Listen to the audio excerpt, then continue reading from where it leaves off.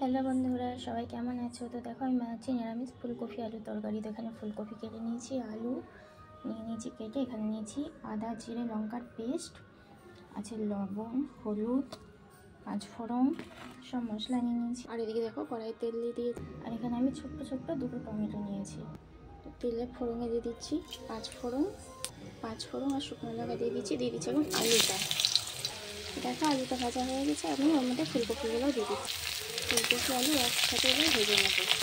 আজকে আমি ফুলকপিটা একটু ওরকম অন্যরকমভাবে বানাচ্ছি, এরকমভাবে বানিয়ে দেখবো, খেতে খুব ভালো লাগবে।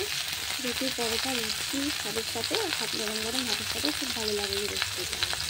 তো দেখো এখানে ফুলকপি আলু ভাজা হয়ে গেছে বন্ধুরা। এখন আমি দিয়ে দিচ্ছি পরিমাণ মতো হলুদ, পরিমাণ মতো লবণ, আর দিয়ে দিচ্ছি মশলার পেস্ট, আদা জিরে আর কাঁচা লঙ্কার পেস্ট। সব মশলাগুলো দিয়ে এখন আমি ভালো করে কষিয়ে নেবো। দিয়ে দিচ্ছি কেটে রাখা টমেটো। তো দেখো বন্ধুরা ফুলকপি আলুটা কষানো হয়ে গেছে। এখন আমি দিয়ে দিচ্ছি গরম জল। ফুলকপি আলুটা আমি ঝোল করবো না, একটু গায়ে লাগা হবে। একটু গরম জল দিলাম, একটু ঢাকা দিয়ে ফুটিয়ে নেব, তাহলে রেডি হয়ে যাবে আলু ফুলকপি কষা তরকারি। এখন আমি আলু ফুলকপিটা একটু 5 মিনিট মতো ঢাকা দিয়ে মিডিয়াম ফ্লেমে সেদ্ধ করে নেব। তো দেখো বন্ধুরা ফুলকপি আলু কষা তরকারি রেডি। তো বন্ধুরা তোমাদের যদি আমার এই রান্নার ভিডিওটি ভালো লাগে তো অবশ্যই একটা লাইক করো, কমেন্ট করে জানা আছে কেমন লাগলো, আর অবশ্যই পিঙ্কির পান্থশালা চ্যানেলটি সাবস্ক্রাইব করে দিও।